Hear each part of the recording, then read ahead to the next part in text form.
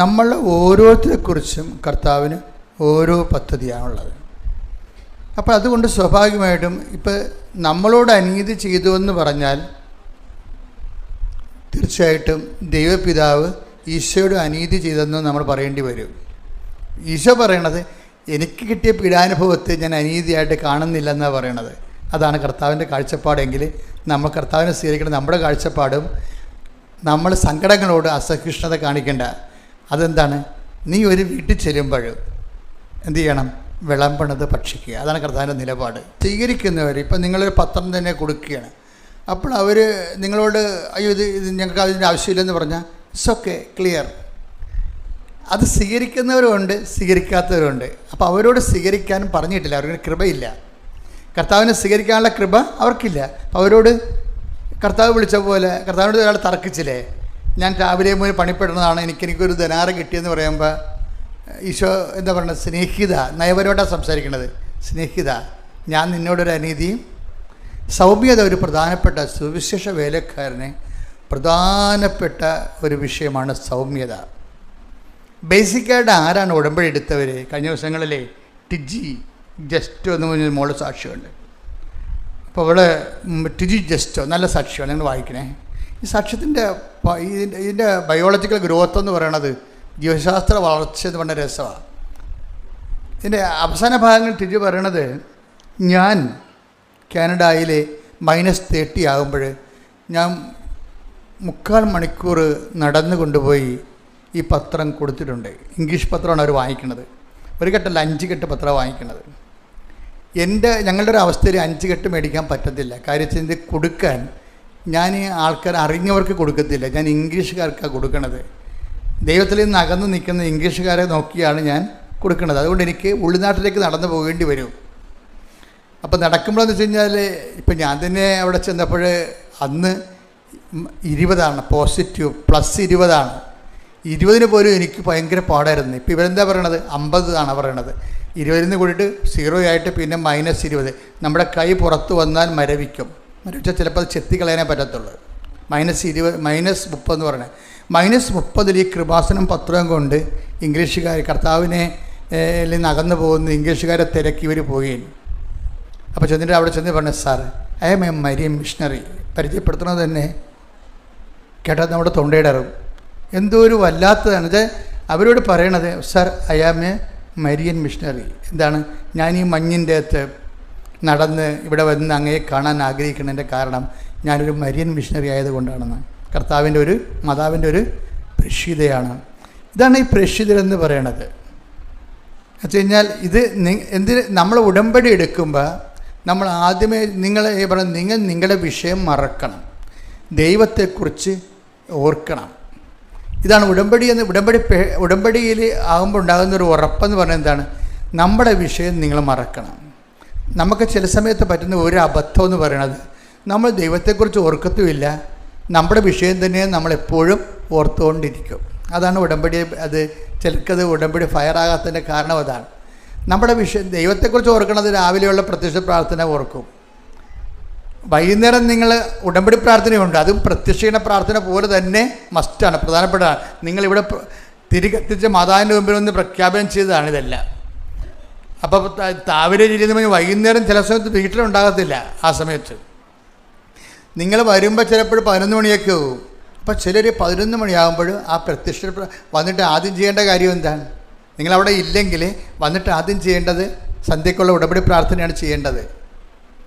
അപ്പോഴെന്താ എന്താ അപ്പോൾ സംഭവിക്കുന്നത് ചോദിക്കുമ്പോൾ ദൈവത്തിന് മനസ്സിലാകും.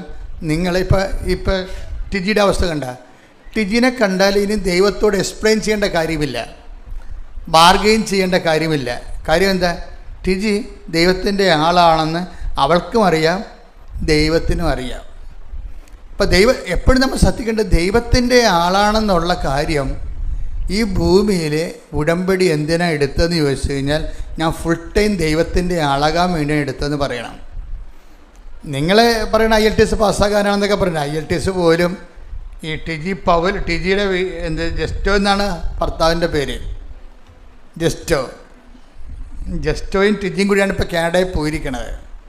അപ്പോൾ ജസ്റ്റോയുടെ കാര്യം എന്ന് വെച്ചാൽ ജസ്റ്റോ ഒരിക്കലും ചിന്തിച്ചിട്ടില്ല വേറെ ഒരു രാജ്യത്ത് പോയി വർക്ക് ചെയ്യുന്നതിനെക്കുറിച്ച് ചിന്തിച്ചിട്ടില്ല. കാര്യം എന്താണെന്ന് വെച്ച് കഴിഞ്ഞാൽ ജസ്റ്റ് 10ാം ക്ലാസ്സിലേ പഠിച്ചിട്ടുള്ളൂ, അത് കഴിഞ്ഞ് പഠിച്ചിട്ടില്ല. പക്ഷേ ടിജിയെ കല്യാണം കഴിച്ചപ്പോൾ ഇവർ കുടുംബമായിട്ട് അവിടെ പോയതാണ്.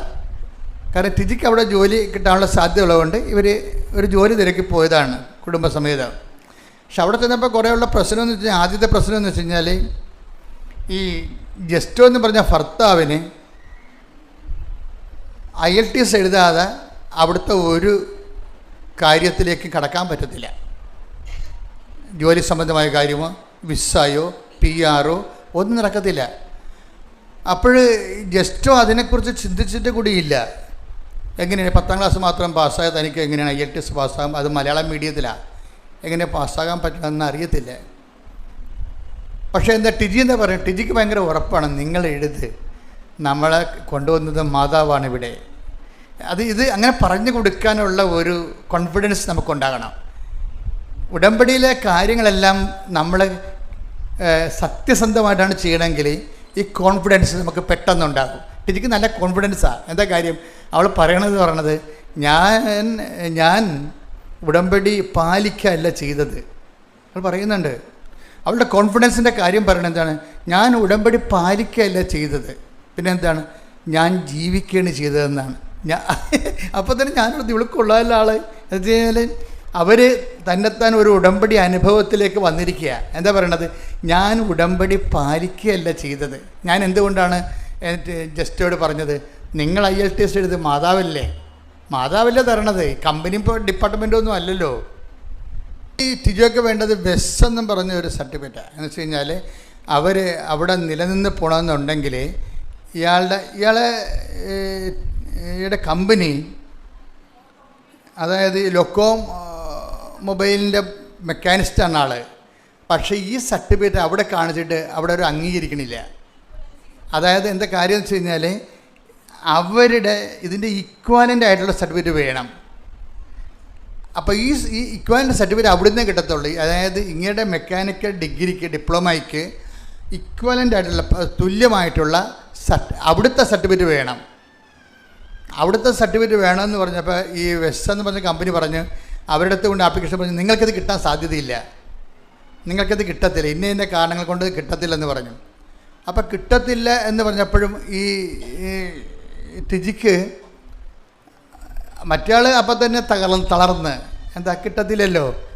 അപ്പോഴുടനെ ടിജി നമ്മുടെ ഉടമ്പടി ക്ലാസ് വിടാതെ കൂടുന്ന ആളാണ്. ടിജി പറയും, ഇത് കമ്പനിയല്ലേ, കർത്താവല്ലല്ലോ, അതാണ് വിഷയം. ഇങ്ങനെയാണ് വിഷയത്തെ വെസ തരികളെന്ന് പറയുമ്പോൾ പറയും, ഇത് കമ്പനിയല്ലല്ലോ കർത്താവ്, യേശുവല്ലേ കർത്താവ്. അതെവിടെ നിന്ന് കിട്ടിയതാണ്? അത് ഈ നമ്മുടെ ഫെയ്ത്ത്, നമ്മുടെ വിശ്വാസം നമുക്ക് 4 തരത്തിൽ വിശ്വാസം നമുക്ക് എക്സ്പ്രസ് ചെയ്യാൻ പറ്റും. 4 തരത്തിൽ. എന്താണ്? ഒന്നാമത്തെ തരമെന്ന് പറയണത് നമ്മുടെ പ്രാർത്ഥനയാണ്. പ്രാർത്ഥന വഴി ആണ് നമ്മൾ വിശ്വാസം നമ്മൾ എക്സ്പ്രസ് ചെയ്യണത്, വെളിപ്പാക്കണത്. പ്രാർത്ഥനയ്ക്ക് വരുമ്പോഴുള്ള പ്രശ്നം എന്നത് ഈടുവെപ്പ് കുറവായിരിക്കും. പ്രാർത്ഥന ചെയ്യോ, ചില ആൾക്കാരൊക്കെ പറഞ്ഞില്ലേ, ഞാൻ 150 വിശ്വാസ പ്രമാണം ചെല്ലിയെന്ന് പറഞ്ഞാൽ പ്രത്യേകിച്ച് ഈടുവെപ്പില്ല. ഈടുവെപ്പെന്നില്ല, നമ്മുടെ കയ്യിൽ നിന്ന് അതിൻ്റെ അകത്ത് ഒരു ഡിപ്പോസിറ്റ് ഒന്നും വരണില്ല. നാക്ക് കൊണ്ട് ഇങ്ങനെ കുത്തിയിരുന്ന് എവിടെയെങ്കിലും ലൈറ്റ് ഫാനൊക്കെ ഇട്ടുകൊണ്ട് ഉള്ളൊരു പരിപാടിയായിട്ടാണ് പ്രാർത്ഥന മാറ്റണത്. നമുക്ക് നഷ്ടമില്ലല്ല, നമുക്ക് നഷ്ടമില്ല. അതിൻ്റെ അകത്ത് നഷ്ടപ്പെട്ട് പ്രാർത്ഥിക്കുക മാത്രമേ പ്രാർത്ഥനയ്ക്ക് അതിൻ്റെ നിരത ദ്രവ്യം ഉണ്ടാകണം. ഈ പ്രാർത്ഥനാ ജീവിതമാണെന്ന് പറഞ്ഞൊരു കാര്യമില്ല. ഈ പ്രാർത്ഥനക്കാരെ ആൾക്കാർക്ക് ഇഷ്ടപ്പെടാത്ത കാര്യം ഇവന്മാർ മെയ്യട്ട് കൊണ്ടൊന്നും ചെയ്യത്തില്ല. അതാണ് ഏറ്റവും വലിയ പ്രശ്നം. പ്രാർത്ഥിക്കാൻ എളുപ്പമാണല്ലോ, കാറിലിരുന്ന, വണ്ടി ഇരുന്ന, ബൈക്കിൽ ഇരുന്നൊക്കെ പ്രാർത്ഥിക്കാം. പക്ഷേ ഇൻവെസ്റ്റ്മെൻ്റ് ഇല്ല. ഇൻവെസ്റ്റ്മെൻ്റ് എന്ന് പറയുന്നത് ദൈവത്തിന് ഈ സംഭവം എടുക്കണമെന്നുണ്ടെങ്കിൽ അതിൻ്റെ സ്റ്റാമ്പ് വേണം, ഡ്യൂട്ടി അടിക്കണം ഈ സംഭവത്തെ. എന്ന് വെച്ചാൽ നമ്മൾക്ക് അതുകൊണ്ടാണ് ഈ പ്രാർത്ഥന ആൾക്കാർക്ക് വിശ്വാസമില്ല എന്ന് പറയുന്നത്. ഇപ്പം ഞാനവിടെ പ്രാർത്ഥിക്കുക എന്ന് പറഞ്ഞാൽ എന്ത് പറ്റും? നിങ്ങൾ പറഞ്ഞിട്ടില്ലേ, ഞാൻ 39 വർഷത്തെ കുർബാന എന്തെല്ലാം ഇൻവെസ്റ്റ് ചെയ്യണം അതിൻ്റെ അകത്ത്. അതിന് പിന്നെന്താ പറയണത്? എൻ്റെ കഴിഞ്ഞ കാല ജീവിതത്തിൽ നിന്ന് ദൈവത്തിന് സംപ്രീതമായി തോന്നിയുകൊണ്ട് മാതാവിൻ്റെ പ്രത്യക്ഷീകരണം, ആ മാതാവിൻ്റെ പ്രത്യക്ഷീകരണ അടിസ്ഥാനത്തിൽ ഇവിടെ നടന്ന ആരാധനകൾ, എന്തെല്ലാം കാര്യമാണ് ഇതിൻ്റെ തീടുവെപ്പ് കൊടുക്കുന്നത്. അപ്പോൾ ചെക്ക് എഴുതി കഴിഞ്ഞാൽ അത് വണ്ടിച്ചെക്കാകത്തില്ല. അതാണ് വിഷയം. നിങ്ങളുടെ പ്രാർത്ഥനയുടെ വണ്ടിച്ചെക്കാകരുത്. ഞാൻ എപ്പോഴും നിങ്ങൾ ചോദിക്കും, for what I hear you, എന്തുകൊണ്ട് ഞാൻ നിങ്ങളെ കേൾക്കണം ദൈവം ചോദിച്ചാൽ നമുക്ക് എന്തെങ്കിലും വളരെ കാറ്റഗോറിക്കലായിട്ടുള്ള ഈടുള്ള എന്തെങ്കിലും പറയാനുണ്ടാകണം. അതുകൊണ്ടാണ് ഞാൻ നിങ്ങളുടെ പ്രേക്ഷിത വേല കൂട്ടണത്. മനസ്സിലായില്ലേ? പ്രേക്ഷിത വേല കൂട്ടത്തില്ല. ഇപ്പോൾ അവൾ തന്നെ ചെയ്യണമെന്ന് അവൾ അവളൊരു കെട്ട് പത്രം എടുക്കേണ്ട ആൾ 5 കെട്ട് എടുത്തിട്ട് മഞ്ഞെന്ന് പറയാൻ പറ്റുകയില്ല, ആ ഹിമപാതമാണ് നടക്കുന്നത്. ഈ -30 നടന്ന് ഒരാളെ കാണാൻ പോവുകയാണ്. എന്നിട്ട് ഇവൾ പറയുന്നൊരു കാക്കുണ്ടേ, ഞാനൊക്കെ പത്രം കൊടുത്തു കഴിഞ്ഞാൽ പത്രം അയാൾ എന്ത് ചെയ്യുമെന്ന് ഞാൻ നോക്കിക്കൊണ്ടിരിക്കുമെന്ന് എനിക്ക് സങ്കടമാണ്. കാര്യം അയാളത് ബാഗിൽ വെച്ചാൽ ഓക്കെ, അയാളെ കളയുകയാണെങ്കിൽ ഞാൻ അവിടെ പോയി എടുക്കുമെന്ന്. ഇതാണ് വിഷയം. ഇതിവിടെ വരുന്ന വിഷയം എന്ന് വെച്ചപ്പോൾ നമ്മൾ എന്ത് പറയേ, ഞാൻ എന്നിട്ട് എല്ലാ വേസ്റ്റ് ബിന്നും പൊക്കി നോക്കും. ഞാൻ കാനഡയുടെ തെരുവിലൂടെ നടക്കുമ്പോൾ ഞാൻ ഓരോ വേസ്റ്റ് ബോക്സില്ലേ, ഞാൻ ഓരോ വേസ്റ്റ് ബോക്സും പൊക്കി നോക്കും. ആൾക്കാർക്ക് തോന്നും എനിക്ക് പട്ടാണെന്ന്. കാര്യം വേസ്റ്റ് ബോക്സ് എന്ന് പറഞ്ഞാൽ ഉള്ള അഴുക്കെല്ലാം ഉണ്ടാവും. അതെന്തിനാണ് പൊക്കി നോക്കണത്? പ്രാന്തന്മാരല്ലേ നോക്കത്തുള്ളൂ. അപ്പോൾ അവൾ പറയും എൻ്റെ സ്റ്റാറ്റസ് ഞാൻ ലോ ചെയ്യണേ എന്ന്. അതാണ് വിഷയം. ആപ്ലിക്കേഷൻസ് എന്ത് രസമാണെന്ന് അറിയാമോ? ഉടമ്പടി ആപ്ലിക്കേഷൻസിലാണ് നിൽക്കുന്നത്, അതുപോലെ ഇംപ്ലിമെൻറ്റേഷൻ. ഇത് രണ്ടും നിങ്ങൾ ശ്രദ്ധിക്കണം. ഇവളെന്തിനാണ് കർത്താവ് ഞാൻ കൊടുത്ത പത്രം, കൃപാസനം പത്രം ഏതെങ്കിലും വേസ്റ്റ് ബിന്നിലുണ്ടെങ്കിൽ അതെടുക്കാൻ വേണ്ടിയാണ് ഞാനിതെല്ലാം പൊക്കി നോക്കണത്. അപ്പോൾ ഇവരൊക്കെ കണ്ടാൽ പിന്നെ ദൈവം എന്ത് ചെയ്യാനാ? ഒന്നും ചെയ്യാനില്ല, ഒന്നും പറയാനില്ലെന്ന് പറയത്തില്ലേ? ഈ ചില നല്ല നല്ല അടിപൊളി പാട്ട് കേട്ട് കഴിയുമ്പോൾ അതിൻ്റെ മീറ്ററെല്ലാം ശരിയാണെങ്കിൽ, സംഗതിയെല്ലാം ശരിയാണെങ്കിൽ, ആ അവിടെ അവർ പാട്ട് നോക്കുന്ന മ്യൂസീഷ്യൻസ് എന്താ പറയണത്? ഒന്നും പറയാനില്ലെന്ന് പറയും. അതുപോലെ നിങ്ങളെക്കുറിച്ച് ഒന്നും പറയാനില്ലാത്ത രീതിയിൽ ഈടുവെപ്പുണ്ടാകണം. ഉടമ്പടി ഇംപ്ലിമെൻറ്റേഷനാണ് നിൽക്കുന്നത്. ഇംപ്ലിമെൻറ്റേഷനിൽ അത് കഴിയുമ്പോൾ അപ്പം നമ്മുടെ വാല്യൂ ഇങ്ങനെ ഗ്രോത്ത് ചെയ്തുകൊണ്ടിരിക്കും. അതെന്ത്, ഈ വാല്യൂ ഗ്രോത്ത് ചെയ്യുമ്പോൾ എപ്പോഴും എൻ്റെ മക്കൾ ശ്രദ്ധിക്കേണ്ട ഒരു കാര്യമുണ്ട്. വാല്യൂ ഇയർ ബേസ് ആയിട്ടാണ് ഗ്രോത്ത് ചെയ്യേണ്ടത്. വാല്യൂ എന്ന് പറയുമ്പോൾ എന്താണ്? നമ്മുടെ ദൈവത്തിൻ്റെ മുമ്പ് ആത്മീയ മൂല്യം എന്ന് പറയും. ആത്മീയ മൂല്യം, ഈ ആത്മീയ മൂല്യം വർദ്ധിക്കേണ്ടത് ഇയർ ബേസിലാണ്. എന്ന് വെച്ചാൽ നമ്മൾക്ക് ഇപ്പോൾ കർത്താവ് നിക്കോദേമോസിനോട് ചോദിക്കില്ലേ, ഇയർ ബേസ് ക്വസ്റ്റ്യനാണ് ചോദിക്കണത്. ഇയർ ബേസ് ക്വസ്റ്റ്യനാണ് നിക്കോദേമോസ്. അന്ന് എടുത്തേ യോഹന്നാൻ 3:10. യേശു പറഞ്ഞു നീ ഇസ്രായേലിലെ ഗുരുവല്ലേ, എന്നിട്ടും ഇക്കാര്യമൊന്നും മനസ്സിലാകുന്നില്ലേ? അതായത് ഇത് 3:5 വീണ്ടും ജനിക്കണമെന്ന് പറയത്തില്ലേ? വീണ്ടും ജനിക്കുന്നത് ദൈവത്തിനെ അനുഭവിക്കാൻ പാടില്ലെന്ന് പറയത്തില്ലേ? ഇപ്പോൾ വീണ്ടും ജനിപ്പിക്കുന്ന ഉടമ്പടി മോഡ് ഓഫ് കവനൻ്റ് ഉണ്ട്. അതെന്താണ്? അതിന്ന് ഓരോ ഇവർ വീണ്ടും ജനിച്ചവരാണ്. അവർ ഓരോ വേസ്റ്റ് പിന്നും പൊക്കി നോക്കുകയാണ്, സ്റ്റാറ്റസ് ലോ ചെയ്യുകയാണ്. എന്താ സ്റ്റാറ്റസ് ലോ ചെയ്യണമെന്ന് പറയുന്നത്? കർത്താവ് ഉപയോഗിച്ച ഒരു മെത്തേഡാണ്. പ്രകൃത്യ ദൈവമായിരിക്കവേ ദൈവത്തോടുള്ള സമാനത മുറുകെ പിടിക്കേണ്ട കാര്യമായി പരിഗണിക്കാതെ അവൻ തന്നെ താഴ്ത്തി മരണത്തോളം കുരിശുമരണത്തോളം. അതിനാൽ ദൈവം ദൈവം അവനെ ഉയർത്തിയെന്നല്ല പറയണത്.